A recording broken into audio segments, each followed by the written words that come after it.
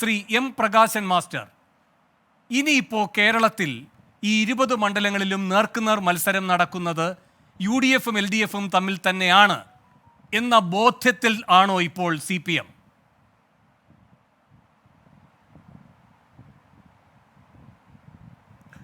ഇതിൽ 24 എന്തിനാണ് ഇങ്ങനെ ഒരു ചർച്ചാ വിഷയം ഈ രണ്ട് കാര്യങ്ങളെയും ക്ലബ് ചെയ്തുകൊണ്ട് എടുത്തത് എന്ന് എനിക്ക് എത്ര ആലോചിച്ചിട്ട് മനസ്സിലാവുന്നില്ല.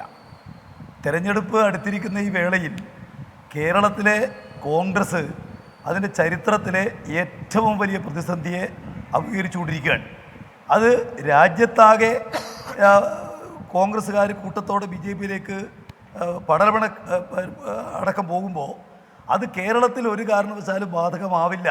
ഇവിടെ സെമി കാഡർ പാർട്ടി, അതുപോലെ തന്നെ വ്യക്തമായ രാഷ്ട്രീയ ദിശാബോധമുള്ള പാർട്ടി, ഈ നിലക്കെല്ലാം പറഞ്ഞ പാർട്ടിയിൽ നിന്ന് കേരളത്തിലെ ഏറ്റവും പ്രധാനപ്പെട്ട നേതാക്കന്മാർ തന്നെ BJP-യിലേക്ക് പോയിക്കൊണ്ടിരിക്കുന്ന പ്രശ്നം അതിഗുരുതരമായ നിലക്കുള്ള വിശ്വാസ തകർച്ചയാണ് കോൺഗ്രസിനെ സംബന്ധിച്ച് അവർക്കുണ്ടാക്കിയിട്ടുള്ളത്. അതിൻ്റെ വലിയ ജാള്യത അവർ കേരളത്തിലാകെ നേരിടുകയാണ്.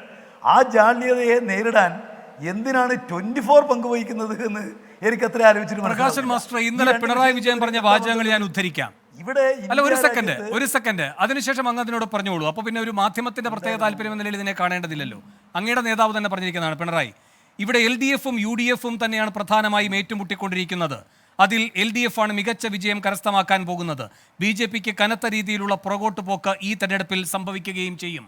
ഇതേത് ചോദ്യത്തിനുള്ള മറുപടിയാണെന്നറിയാമോ? നിങ്ങളുടെ കേന്ദ്ര കമ്മിറ്റി അംഗം ഉണ്ടാക്കിയ ഒരു രാഷ്ട്രീയ നറേറ്റീവ് ഉണ്ട്, അത് തള്ളിക്കൊണ്ടുള്ള മറുപടിയാണിത്. ആർക്ക് കൊടുത്ത മറുപടിയാണിത്? ആർക്ക് കൊടുക്കുന്ന രാഷ്ട്രീയ വ്യക്തതയാണിത്? ഈ കേരള രാഷ്ട്രീയത്തെ കൃത്യമായിട്ട് പരിശോധിക്കുന്ന ആർക്കും ഈ തെരഞ്ഞെടുപ്പിൽ ആര് തമ്മിലാണ് മത്സരമെന്ന കാര്യത്തിൽ യാതൊരു നിലക്കും ഒരു അവ്യക്തത ഉണ്ടാവേണ്ട വിഷയമില്ലല്ലോ. അത് EP-യുടെ പ്രസ്താവന ഉപയോഗിച്ചുകൊണ്ട് അത്തരമൊരു അവ്യക്തത ഉണ്ടാക്കാൻ പ്രതിപക്ഷങ്ങൾ ശക്തമായ നിലക്ക് വന്നപ്പോൾ അതിന് പാർട്ടിയുടെ നിലപാടെന്താണെന്ന് പറയേണ്ടത് സംസ്ഥാന സെക്രട്ടറിയുടെയും അതുപോലെ PB അംഗമായിട്ടുള്ള മുഖ്യമന്ത്രിയുടെയും ചുമതലയിൽപ്പെട്ടതാണ്. ആ കാര്യമല്ലത്തെ വ്യക്തമാക്കിയത്.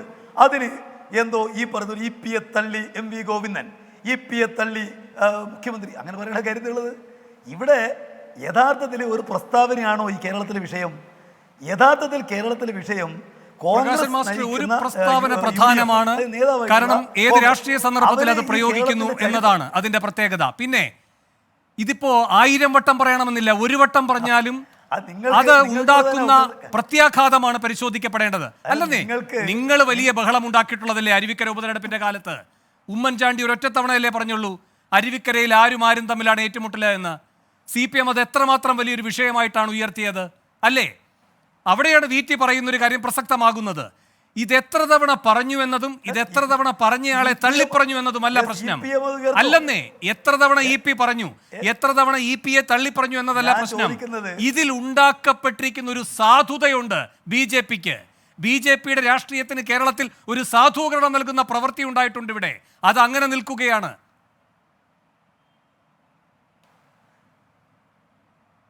ഞാൻ ചോദിച്ചത് ഇതിൽ CPM-നെതിരെ ഉന്നയിക്കപ്പെടുന്ന ആക്ഷേപത്തിൻ്റെ പേരിൽ ശക്തമായിട്ട് ഇടപെടും. ഇവിടെ ഞങ്ങൾ പറയുന്ന തെറ്റായ കാര്യങ്ങൾക്കെതിരെ കോൺഗ്രസ് ഇടപെടട്ടെ. ഞാൻ ചോദിച്ച കാര്യം എന്താ? അതിൽ നിഷ്പക്ഷമായ 24-ന് എന്താണ് താല്പര്യം?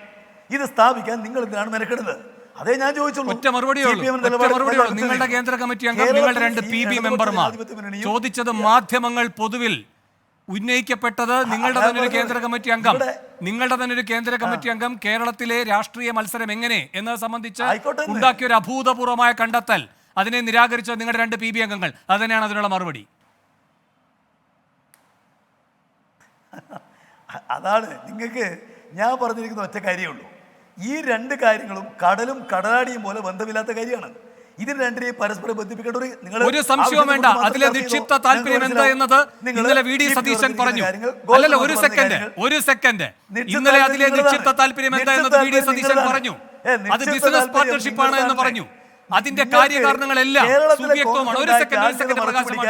ഒരു സെക്കൻഡ് പ്രകാശ മാഷേ, ഇവിടെ ആ വിഷയം ഇന്ന് മാധ്യമങ്ങൾ അല്ലെന്നേ, ഇവിടെ ഈ വിഷയം ഇന്ന് മാധ്യമങ്ങൾ MV ഗോവിന്ദനോട് ചോദിച്ചു. പ്രകാശ് മാഷേ, ഒരു സെക്കൻഡ്, ഈ വിഷയം ഈ ബിസിനസ് ബന്ധത്തിന്റെ ഉള്ളുകള്ളികൾ ചോദിക്കുകയുണ്ടായി ഇന്ന് എം വി ഗോവിന്ദനോട്. അദ്ദേഹം പറഞ്ഞ മറുപടി അങ്ങനെയൊന്ന് കേൾക്കൂ, അതിനുശേഷം അങ്ങേക്ക് മറുപടി പറയാം. ആയിക്കോട്ടെ. എം വി ഗോവിന്ദന്റെ വാക്ക്. അതും ഇതും നമ്മൾ കൂട്ടിക്കൊള്ളേണ്ട കാര്യമില്ല. അത് രാഷ്ട്രീയമായിട്ടുള്ള പ്രശ്നമായിരുന്നു. മറ്റേത് വ്യക്തിപരമായിട്ടുള്ള കൂട്ടുകെട്ടിനെ പറ്റിയുള്ള ആരോപണമാണ്. അത് ഞാനല്ല വിശദീകരിക്കേണ്ടത്. അത് സ്വാഭാവികമായിട്ടും ചേരാൻ തന്നെ ആ കാര്യം വിശദീകരിക്കുന്നു വിചാരിക്കും. ഞങ്ങളെ സംബന്ധിച്ചിടത്തോളം രാഷ്ട്രീയമായ നിലപാടാണ് പാർട്ടി വ്യക്തമാക്കുന്നത്. അല്ലാണ്ട് വ്യക്തിപരമായിട്ട് ഉന്നയിക്കുന്ന ആരോപണങ്ങൾക്കെല്ലാം മറുപടി പറയേണ്ട കാര്യം ഞങ്ങളെ സംബന്ധിച്ച് പാർട്ടി എന്ന രീതിയിലില്ലല്ലോ. എന്താണ് ചീഞ്ഞു നാറുന്നത് പ്രകാശൻ മാസ്റ്ററെ? EP തന്നെ ഈ കാര്യങ്ങൾ വിശദീകരിക്കണമെന്ന് നിങ്ങളുടെ പാർട്ടി സെക്രട്ടറി പറയുന്നത്. ഒരു സെക്കൻഡ്, ഏതിടപാടിനെ പറ്റി? ഒരു സെക്കൻഡ്, ഏതിടപാടിനെ പറ്റി?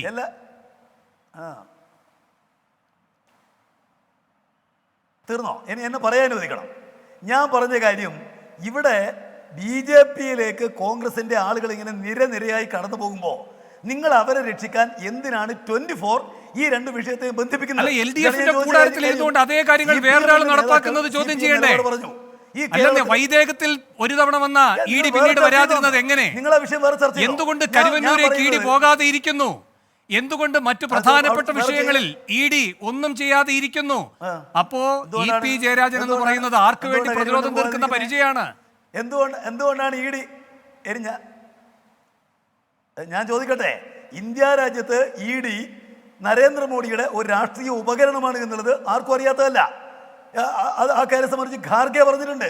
അദ്ദേഹത്തിന് നേരിട്ട് പോയിട്ട് ദ്രൗപദി മുർമുവിന് നിവേദനം കൊടുത്തിട്ടുണ്ട്. ഇന്ത്യയിൽ ED എടുത്തിരിക്കുന്ന കേസുകളിൽ 92% കേസുകൾ പ്രതിപക്ഷത്തെ വേട്ടയാടാനുള്ള രാഷ്ട്രീയ കേസുകളാണ്. അത് രാഷ്ട്രീയ ഉപകരണമാണ്. അതല്ലേ കോൺഗ്രസിന്റെ നിലപാട്? കോൺഗ്രസിന്റെ ഔദ്യോഗിക നിലപാടല്ലേ? പിന്നെ നിങ്ങൾക്ക് എന്താ അക്കാര്യത്തിൽ? അതൊന്നും അല്ലല്ലോ ചോദ്യം. ഇവിടെ ED തൊടാതിരിക്കുന്നത് എന്തുകൊണ്ട് എന്നതിന്റെ കാര്യം ഇപ്പോഴല്ലേ വ്യക്തമാകുന്നത്. ഇപ്പൊ EP വന്ന് LDF കൺവീനർ എന്നതിനപ്പുറത്ത് LDF കൺവീനർ എന്നതിനപ്പുറത്ത് BJP-യുടെ ഏറ്റവും വലിയ പ്രചാരണായുധമായി മാറിയിരിക്കുകയല്ലേ? BJP-യുടെ പരസ്യവണ്ടി ആയിരിക്കുകയല്ലേ? നിങ്ങൾ മാറ്റുന്നല്ലേ? നിങ്ങൾക്ക് എന്തും പറയാന്ന്. നിങ്ങൾക്ക് CPM-നെ കുറ്റസ്ഥാപിക്കാൻ അങ്ങനെയല്ല. അല്ല, അങ്ങനെയെങ്കിൽ പാർട്ടി സെക്രട്ടറി ആ കാര്യം പറയണമായിരുന്നു. പ്രകാശം മാഷേ ഇവിടെ MV ഗോവിന്ദൻ പറഞ്ഞത് കേട്ടല്ലോ. അതും ഇതും തമ്മിൽ കൂട്ടിക്കുഴയ്ക്കേണ്ട കാര്യമില്ല. രാഷ്ട്രീയമായുള്ള പ്രശ്നമാണിത്. മറ്റേത് വ്യക്തിപരമായിട്ടുള്ള കൂട്ടുകെട്ടിനെ പറ്റിയുള്ള ആരോപണമാണ്.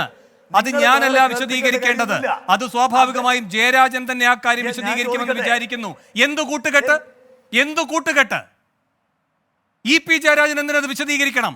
പാർട്ടി എന്തുകൊണ്ട് EP ജയരാജൻ അങ്ങനെ ഒരു കൂട്ടുകെട്ടില്ല എന്ന് നിഷേധിക്കുന്നില്ല പ്രതിപക്ഷത്തിന്റെ ആരോപണത്തെ? അല്ലെന്നേ, അതൊന്ന് പറയുന്നേ. അപ്പോഴല്ലേ അറിയാൻ പറ്റുക ഈ 5 പ്രമുഖ BJP സ്ഥാനാർത്ഥികളുടെ മഹത്വം. EP പറയുന്നതിന്റെ പിന്നിലെ താല്പര്യം അപ്പോഴല്ലേ പുറത്തു വരിക. 24 എന്ന് പറയുന്നത്, നിങ്ങള് 24 എന്നുള്ളത് ഇവിടെ കോൺഗ്രസിന്റെ ഒരു വേട്ടയാടൽ സംവിധാനം അല്ലല്ലോ. ഞാൻ ചോദിക്കും, ഇന്നത്തെ ചർച്ച EP-ക്കെതിരെ ഉന്നയിക്കപ്പെട്ട ആക്ഷേപമാണോ?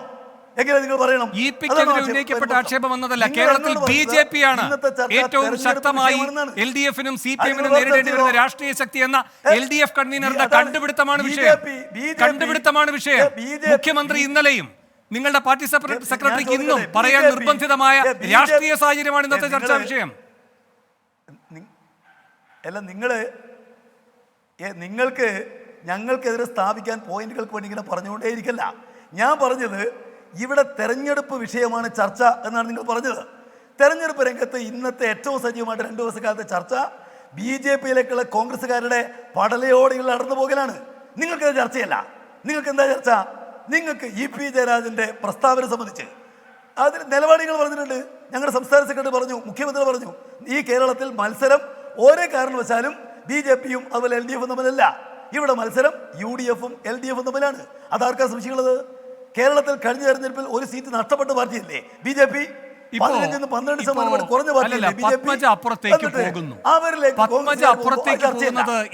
പ്രത്യക്ഷമായ രാഷ്ട്രീയമാണ് പ്രകാശം മാഷേ. ഇപ്പുറത്ത് നിൽക്കുകയും അപ്പുറത്തെ ആളുകളുടെ മേന്മ ഉദ്ഘോഷിക്കുകയും ചെയ്യുക, ഇപ്പുറത്ത് നിൽക്കുകയും അപ്പുറത്തെ ആളുകളുടെ വിജയം ഉറപ്പാക്കാനുള്ള പ്രയത്നത്തിൽ ഏർപ്പെടുകയും ചെയ്യുക, ഇപ്പുറത്ത് നിൽക്കുകയും അപ്പുറത്തുള്ളവർ വേട്ടയാടാതിരിക്കാനായിട്ടുള്ള എല്ലാവിധ ദാസ്യവൃത്തിയും ഇപ്പുറത്ത് നിന്ന് ചെയ്യുക. അതാണ് അധമമായ രാഷ്ട്രീയം. പത്മജയ്ക്ക് അപ്പുറത്തേക്ക് പോകുന്നത്. ഇന്ന് പത്മജ പറയുകയാണ് ഞാൻ എന്താ ഒരു ചുവന്ന പരവതാനി അവിടെ വിരിച്ചിട്ടാണ് വന്നിരിക്കുന്നത്, കെ മുരളീധരൻ ഇങ്ങോട്ട് വരട്ടെ എന്ന്. അതൊക്കെ രാഷ്ട്രീയമായുള്ള തുറന്ന പ്രതികരണമാണ്. പാളയം മാറിയിട്ടാണ് പറയുന്നത്. അല്ല, ഇതിപ്പോ ഈ പാളയത്തിൽ നിന്നുകൊണ്ടാണ് പറയുന്നത്. നിങ്ങളൊരു മാധ്യമപ്രവർത്തകനാണ്. നിങ്ങൾക്ക് ഞാൻ ഒരു കാര്യം പറയാം. നിങ്ങളൊരു രാഷ്ട്രീയ പ്രവർത്തകനൊന്നുമല്ല, നിങ്ങളൊരു മാധ്യമപ്രവർത്തകനാണ്.